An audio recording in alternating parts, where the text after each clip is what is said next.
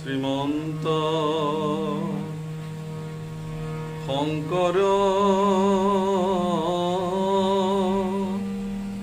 হৰি ভকতৰ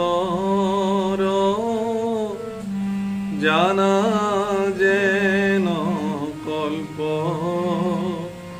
তৰু তাহান্ত বিনাই নাহি নাহি নাহি আমাৰ পৰম গুৰু ৰাম আমাৰ পৰম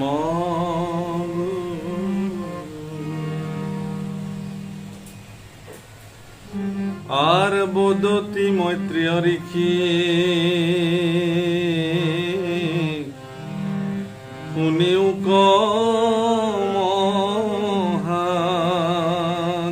মহাযোগী আতপৰে যেন কথা ভইলা শুনি বিধা তাৰ বাক ও শংকাইৰি দেব যাক পাছে নিজ স্থানে চলি গলা রাম দ্বিতীয় স্বামীর আজ্ঞা ও মনেশ্বরী পুত্র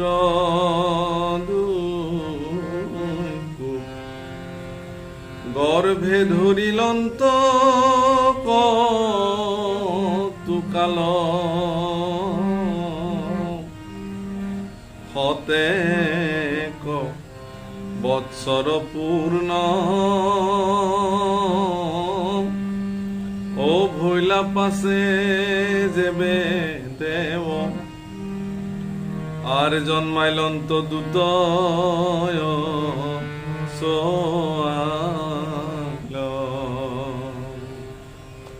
প্ৰণাম প্ৰভুসকল আইসকল জয় জয়তে সবাকে প্ৰণিপাত জনাইছো। ধাৰাবাহিক ভাগত এই অনুষ্ঠানলৈকে আপোনাক সকলোকে স্বাগতম জনাইছো। আমি আমাৰ আগৰ ভিডিঅ'ত কৈছিলো যে এই ধৰণে জয় আৰু বিজয় নামৰ দুগৰাকী দুৱাৰীয়ে চাৰিসিদ্ধৰ অভিসম্পাত প্ৰাপ্তিৰ পিছত তেওঁলোকৰ অধপতন হ'ল বৈকুণ্ঠৰ পৰা। এই কথাখিনি মৈত্ৰেয় ঋষিয়ে বিদুৰৰ আগত ক'লে আৰু ক'লে যে ব্ৰহ্মাদেৱৰ শ্ৰীমুখে এই কথাবিলাক শুনাৰ পিছত দেৱতাসকলৰ মনত যিটো শংকা আছিলে সকলো শংকা দূৰ হৈ গ'ল। ইতিমধ্যে 100 বছৰ গৰ্ভত দুটাকা সন্তান ৰাখি স্বামীৰ আজ্ঞা অনুসৰি দ্বিতীয়ে দুটা সন্তান জন্ম দিলে। আৰ সিবেলা উৎপাত ভইলা আৰ স্বৰ্গমূৰ্ত পাতাল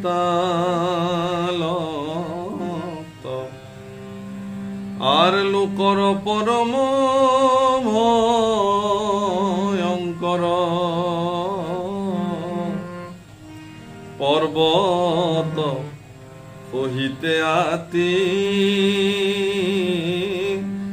ভূমিখণ্ড লুৰিলে ক বজ্ৰপাত ভৈলা গুৰুতৰ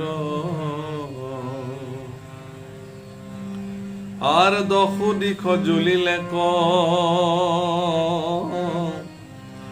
উদয় ভৈলে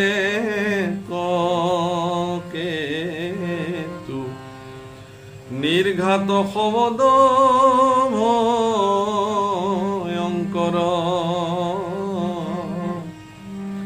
প্ৰচণ্ড বতাহ বহি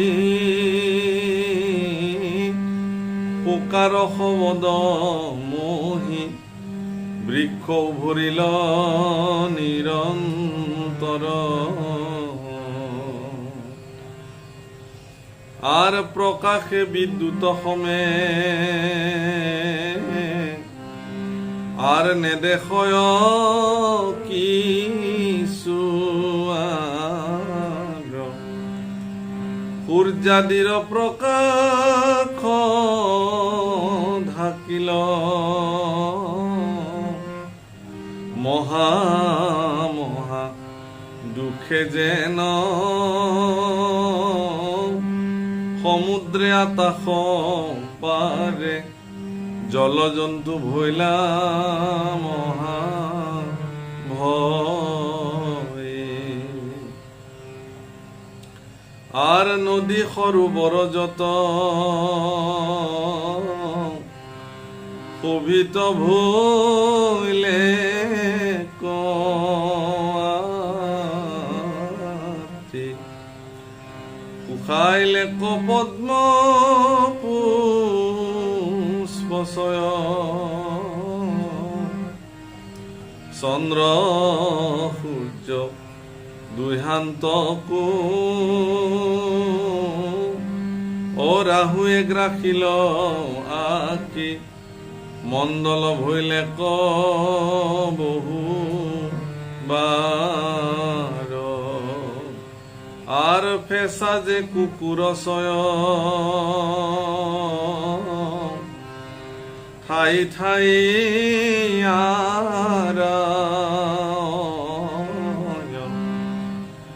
আর গদর্ভে ভূমি কবি দারয়,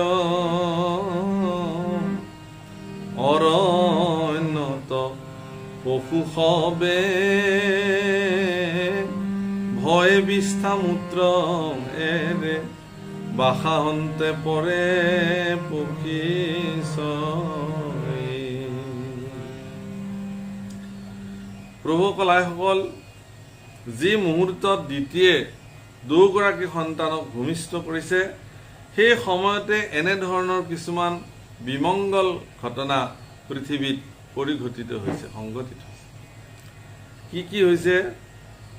স্বৰ্গ মৰ্ত্য পাতাল সকলোতে উৎপাত আৰম্ভ হৈ গৈছে, এক ভয়ংকৰ পৰিৱেশ। পৰ্বত সহিতে ভূমিখণ্ড থৰ থৰকে কঁপিবলৈ ধৰিছে, ভূকম্প অহাৰ নিচিনা। বজ্ৰপাত হৈছে, এটাৰ পিছত এটাকে বজ্ৰপাত, নিৰন্তৰ বজ্ৰপাত হৈছে। দশদিশ জাজ্জল্যমান কৰি ধূমকেতুবিলাক চাৰিওফালে পৰিবলৈ ধৰিছে। নিৰ্ঘাত ভয়ংকৰ শব্দ সৃষ্টি হৈছে। প্ৰচণ্ড বতাহত সমগ্ৰ ভূমিয়ে যেন ফুকাৰিবলৈ ধৰিছে, হু হু শব্দ। আৰু প্ৰকাণ্ড প্ৰকাণ্ড বৃক্ষবিলাক এক মূৰৰ পৰা উভালি উভালি পৰিছে। প্ৰচণ্ড বিদ্যুৎ শক্তি আকাশত মেঘবিলাকে সঞ্চাৰিত কৰিবলৈ আৰম্ভ কৰিছে। সূৰ্যাদিৰ প্ৰকাশ ঢাকি পেলোৱা হৈছে, চন্দ্ৰৰ প্ৰকাশ ঢাকি পেলোৱা হৈছে। মহা দুখত সমুদ্ৰই গৰ্জন কৰিবলৈ ধৰিছে চিঞৰি চিঞৰি, আৰু সমুদ্ৰত থকা জীৱ জন্তুবিলাক ভয়াৰ্ত হৈ চিঞৰিবলৈ ধৰিছে। আনহাতে ৰাহুৱে আহি চন্দ্ৰ সূৰ্য দুয়োকে গিলিছে। সূৰ্যগ্ৰহণ হৈছে, চন্দ্ৰগ্ৰহণ হৈছে। ফেঁচাবিলাকে কুৰুলি পাৰিব ধৰিছে, ঠায়ে ঠায়ে চিঞৰিব ধৰিছে, আৰু গাধবিলাকে ভূমি বিদাৰি বিদাৰি চিঞৰিব ধৰিছে। অৰণ্যত পশুবিলাকে ভয়তে বিষ্ঠামূত্ৰ ত্যাগ কৰিছে, আৰু বাঁহৰ পৰা চৰাইবিলাক খহি খহি তলত পৰি পৰি মৰিছে। এনেধৰণৰ কিছুমান ভয়ংকৰ ভয়ংকৰ পৰিঘটনা পৃথিৱীত বা স্বৰ্গ মৰ্ত্য পাতালত আৰম্ভ হৈছে। অৰ্থাৎ এই যে দুটা সন্তান দ্বিতীয় পৃথিৱীত জন্ম দিলে, এই সন্তান দুটা যে পৃথিৱীৰ কাৰণে অমংগল, তাৰ পৰিচয় স্বৰূপে সন্তানকেইটা জন্ম হোৱাৰ লগে লগে এনেধৰণৰ ভয়ংকৰ পৰিঘটনা চকুৰ আগত সকলোৱে দেখিবলৈ আৰম্ভ কৰিছে। আৰ গাই মানে ত্ৰাস হুয়া শোণিত মাত্ৰ পূজ বিষ্ঠা মেঘে বিষয় অনাবাৱে বৃক্ষগণ উভৰি উভৰি পৰে দেৱতাৰ প্ৰতিমা কাণ্ড। আকাশৰ পৰা মেঘে পুজ আৰু বিস্তাৰ বৰষুণ পেলাইছে, আৰু কোনো বতাহ বাও নাই, এনেই গছবিলাক উভালি উভালি পৰিছে, আৰু মন্দিৰ আদিত থকা দেৱতাৰ প্ৰতিমাবিলাকে কান্দিছে। আর আকাশত গ্রহগণ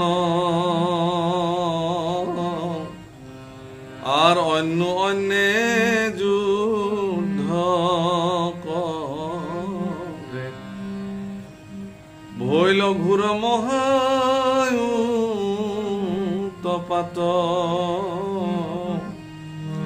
দেখি হবে প্রজাগণ আর বিমরিখ করি মন কেহু তত্ত্ব নজানে সাক্ষাৎ। গ্ৰহবিলাকৰ সংঘৰ্ষ হৈছে ইটো গ্ৰহৰ লগত আনটো গ্ৰহ। সৌৰজগতৰ জাগতিক যি পৰিঘটনা তাতে হিন্দেৰি ঘটিছে। আর সনকাদি বিনে আন সমস্তে বিভল বোলে হেন মিলিল প্রলয় করো হাবে কোন কাজ আর পলাই যাব কোন রাজ হরি হরি নাখিলো নিশ্চয়। সনক আদি যি চাৰি সিদ্ধ আছিল তেওঁলোকৰ বাহিৰে সমস্ত দেৱতা মনুষ্য লোকপাল সকলোৱে ভাবিছে কি যে প্ৰলয় আহি গ'ল। চাৰি সিদ্ধই জানে, সেইকাৰণে তেওঁলোক ভয়াৰ্ত হোৱা নাই। কি ঘটনা ঘটিল তেওঁলোক স্বয়ং সাক্ষী। গতিকে তাত ব্যতিৰেকে বাকী সকলোবিলাকে আশ্চৰ্য মানিলে হৰি হৰি এনে কি ঘটনা হ'ল বুলি তেওঁলোকে সকলোৱে চিন্তা কৰিবলৈ আৰম্ভ কৰিলে।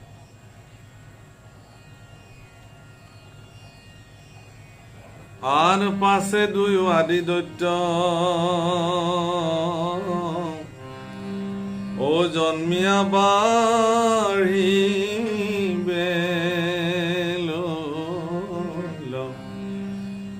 আপোনাৰ পৌৰষ দেখাই বজ্ৰৰ সদৃশ পৰ্বত প্ৰমাণ আতি তুলন্তৰ ভয়ংকৰ কাই। তাৰপিছত এই আদিদৈত্য দুগৰাকী দ্বিতীয় পুত্ৰ লাহে লাহে বাঢ়িবলৈ আৰম্ভ কৰিলে। যিমানে ডাঙৰ হ'বলৈ ধৰিলে সিহঁতৰ পুৰুষত্ব দেখুৱাব ধৰিলে। বজ্ৰৰ সম দৃঢ় তেওঁলোকৰ শৰীৰ, পৰ্বতৰ সমান তেওঁলোকৰ থুলন্তৰ শৰীৰ দেখিবলৈ অতি ভয়ংকৰ। আর মাথার কীর্তি আগে স্বর্গ কসুতে আছে আর বাহুয়ে জুড়িল দি খসয় কতির তলত সূর্য প্রকাশ করন্তে আছে পদে পদে ধরণী কাম্পয়। ইমান প্ৰকাণ্ড শৰীৰ, মাথাৰ কীৰ্তি যেন স্বৰ্গ চুব, বাহুবিলাকে যেন দিশ প্ৰসাৰিত হৈছে প্ৰকাণ্ড, সূৰ্য যেন তেওঁৰ কতি দেশৰ তলত, আৰু প্ৰত্যেকটো খোজতেই পৃথিৱী কঁপি কঁপি উঠে। ইমান ভয়ংকৰ তেওঁলোকৰ শৰীৰ। আৰ হেনয় অদ্ভুত পুত্ৰ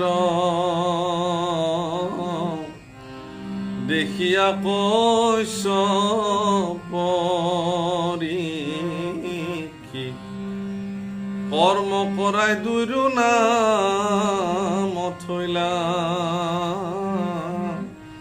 হিৰণ্যক শিপু শ্ৰেষ্ঠ কনিষ্ঠ হিৰণ্যক দুয়ো দেৱতাৰ বৈৰী ভৈলা। এনেকুৱা অদ্ভুত পুত্ৰ দেখি কশ্যপ ঋষিয়ে জাতকৰ্ম কৰি তেওঁলোকৰ নাম থলে। জ্যেষ্ঠ পুত্ৰৰ নাম ৰাখিলে হিৰণ্যকশিপু আৰু কনিষ্ঠ পুত্ৰৰ নাম ৰাখিলে হিৰণ্যাক্ষ। আৰু দুজনে দেৱতাৰ বৈৰী হল, শত্ৰু। আর হিরণ্যকশিপু পাছে আর ব্রহ্মা কয়ু পাখা করি বড় পায়া ভইলায়ু নমত।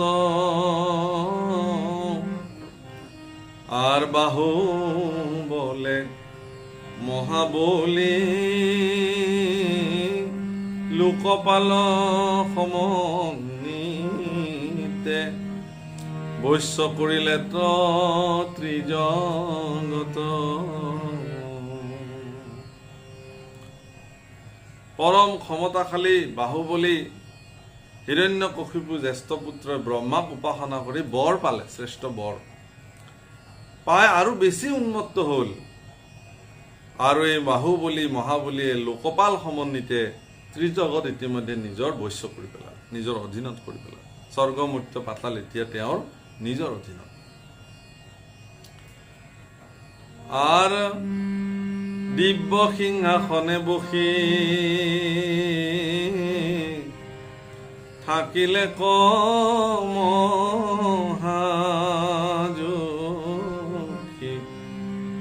ব্ৰহ্মাণ্ডৰ ভুঞ্জি ভূগছয় অসুৰ কিন্নৰ নৰ নাগ সিদ্ধ বিদ্যাধৰ দেৱ হব আশী উপাসয়ে।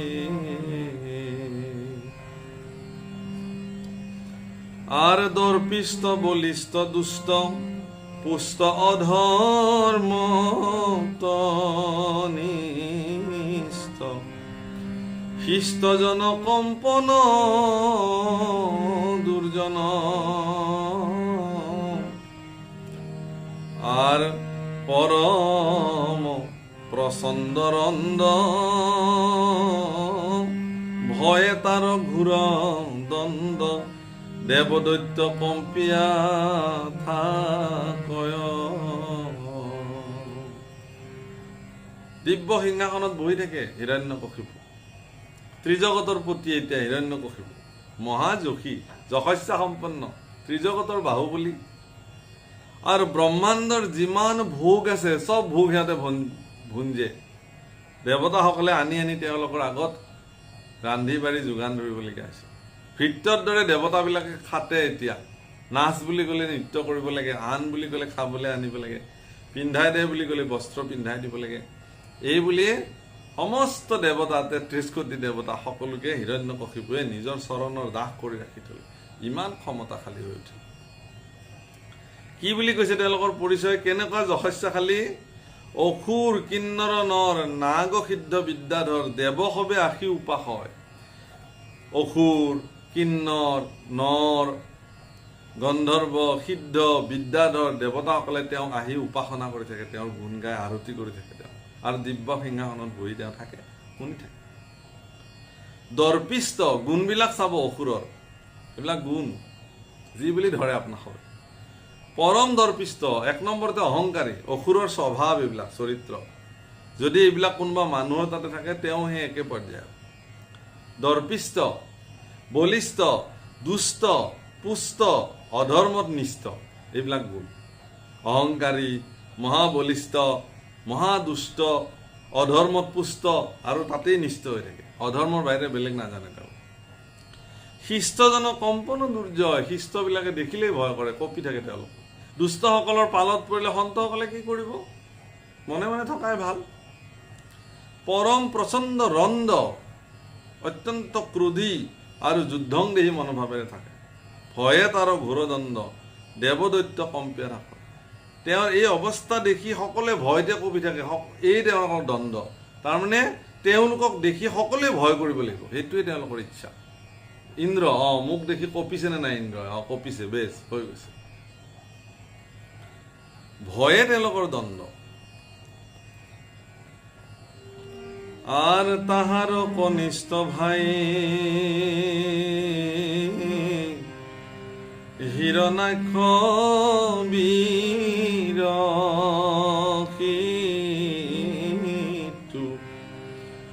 আৰ ভাতৃত বৎসল্য সৰ্বদাই গদাগুত হাতে ধৰে যুদ্ধ বিচাৰ কৰি স্বৰ্গ কপাইলন্ত গয়ে যায় আৰ মহাপৰাক্ৰমী দৈত্য চৰণে নুপুৰবাজে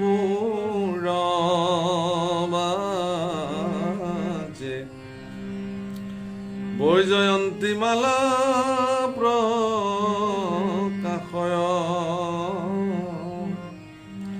বাহু বলে মহাগৰ্বে ও কান্ধে গদাগুত ধৰি নিশংক কাহাকো নাহি ভয় আৰ হেনয় তাহাক দেখি লীন ভৈলা দেৱ অমিলিল মনত মহাভয়ে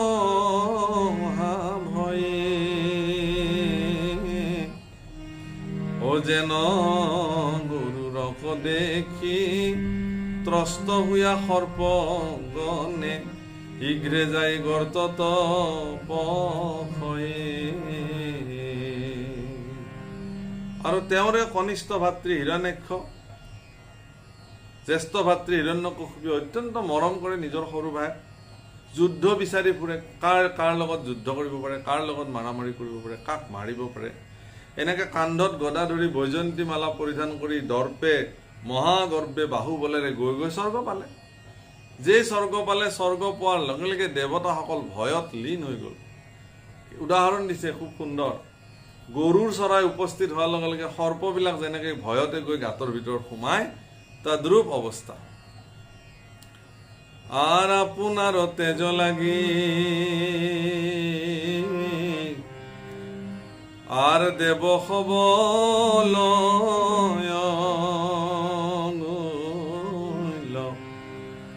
ওই হাক জানিয়া দৈত্য বড়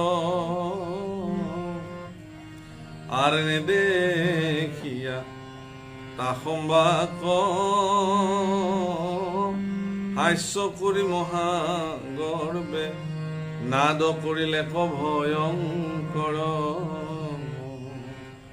স্বৰ্গত গৈ দেখে যে কোনো দেৱতা নাই চব পলাইছে ভয়তে কৰবাত তেওঁক দেখি দেৱতাসকল যে ভয়তে পলাইছে তাকে তেওঁৰ বিৰাট আনন্দ লাগিছে আৰু সেই মহাগৰ্ব আনন্দত আতাহ পাৰি পাৰি যিমান পাৰে হাঁহিছে নাদ কৰি ভয়ংকৰ নাদ কৰি দেৱতাসকলৰ ভয় দেখি অসুৰে গৰ্জন কৰি কৰি হাঁহিছে আৰ নমো নমো কৃষ্ণদেৱ তজু পাৱে পৰুষে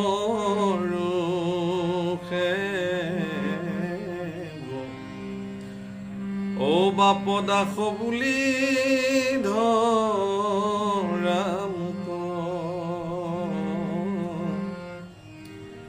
আৰ তুজু নামে আতি সৰ্বক্ষণে হোক ৰতি বৈষ্ণৱৰ প্ৰীতি নুগুচক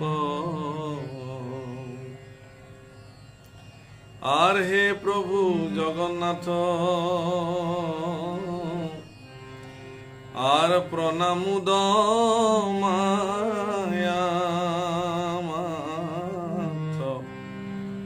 মই কিংকৰত হিমত শিখায়ুক নাৰায়ণ মুখ্য অৱস্থাত যেন ৰতি হবে তজু চৰণত। নমো নমো কৃষ্ণদেৱ উপদেশ কৰিছে, তজু পাৱে কৰো সেও বাপ দাস বুলি ধৰা মুখ। তজু গুণ নামে আতি সৰ্বক্ষণে হৌ কৰতি, বৈষ্ণৱত প্ৰীতি নুগুচে। বৈষ্ণৱৰ প্ৰতি যেন মোৰ প্ৰীতি নুগুচে, কাৰণ বৈষ্ণৱৰ প্ৰতি কিঞ্চিত ক্ৰোধ অহাৰ কাৰণে আজি বৈকুণ্ঠৰ পাৰিষদো আহি পেলাই ইমান ভয়ংকৰ দৈত্য হ'বলগীয়া হ'ল। গতিকে হে প্ৰভু, আমাৰ যদি বৈষ্ণৱ বা ভক্তসকলৰ প্ৰতি প্ৰীতি নহয়, আমাৰ বা কি গতি হয়? আমি বা আৰু কি অসুৰজনীত গৈ পেলাই জন্ম হ'ব লাগে? গতিকে হে প্ৰভু জগন্নাথ, প্ৰণামো নমায় আমাত দমায় আমাত মই কিংকৰত হিমত, শিখায়ুগ নাৰায়ণ মুখ্য অৱস্থাটো যেন ৰতি হৈ তজু চৰণ। হে জগন্নাথ, তোমাৰ চৰণত দমাই দমাই প্ৰণিপাত কৰিছোঁ। যদি মুখ্য প্ৰাপ্তি হয়, কেতিয়াবালৈকে যদি আমি মুক্তিও হয়, তাৰ পিছতো যেন তোমাৰ চৰণৰ প্ৰতি একান্ত ৰতি থাকে। কিমান ডাঙৰ কথা। আর মোর বন্ধু কেন হোক ও দেখা দিলে জরারোগ, ও নিতে নিতে আয়ু তুতি যাই, নভৈল ভকতি জ্ঞান কোনদিনা পৰে প্ৰাণ, এভু কৃপা কৰা শ্যামৰাই। গতিকে জৰা ব্যাধি কাল মায়া সকলোৱে বেৰি ধৰিছে, কোনদিনা আয়ু ত্ৰুটি শেষ হৈ যায় ঠিক নাই। গতিকে হে প্ৰভু, হে শ্যামৰাই, কোনদিনা প্ৰাণ যায় ঠিক নাই। গতিকে ভকতিটো নহ'লে সিদ্ধ, কি কৰা যাব? আৰ সমজ্জাৰ যতজন শুনিও সৰ্বক্ষণ, মহাভাগৱতৰো চিকৰ এৰাইবা সংসাৰ দুখ, লভিবা পৰম সুখ, চলি যাইবা বৈকুণ্ঠ নগৰ।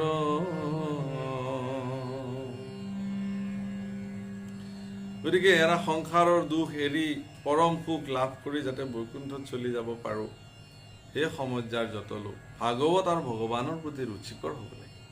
ভগৱানক ভাল পাব লাগে, ভাগৱতক ভাল পাব লাগে, কৃষ্ণ কথা শ্ৰৱণ কৰিব লাগে, তেতিয়া বৈকুণ্ঠ যাবলৈ সহজ। আৰ কৃষ্ণৰ কিংকৰ নিজ গোপাল চৰণ দ্বিজ, কহে গতি কুলি যুগে নাম, লাজ ভয় পৰিহৰি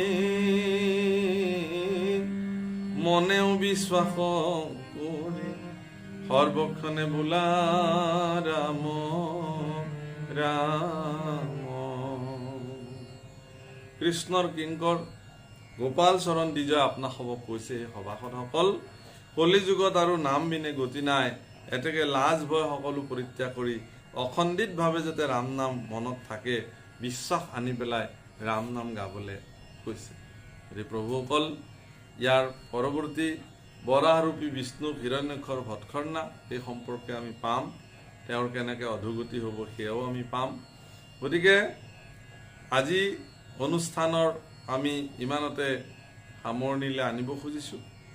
এইখিনিতে আজিৰ এই শুভ দিনটোত যিসকলৰ সতি সন্ততিৰ জন্মদিনৰ কাৰণে আমাক জনাইছিলে, ঈশ্বৰৰ ওচৰত তেওঁলোকৰ হৈ প্ৰাৰ্থনা কৰা হৈছে, আৰু এই ভাগৱতৰ আসনৰ পৰাই তেওঁলোকক শুভাশীষ প্ৰদান কৰা হ'ল। ভগৱন্ত পুৰুষে তেওঁলোকক সৰ্বদা কৃপা কৰক, আৰু এই পবিত্ৰ ভাদ মাহত আপোনাসৱ ভক্তিযুক্ত হৈ থাকক, তাৰ কাৰণে সকলোৰ প্ৰতি সেৱা জনালোঁ, শুভাশীষ বৰ্ষণ কৰিলোঁ, আৰু আজিলৈকে বাণীক ইমানতে বিৰাম দিলোঁ। পুনৰ লগ পোৱাৰ প্ৰতিশ্ৰুতিৰে কৃষ্ণ।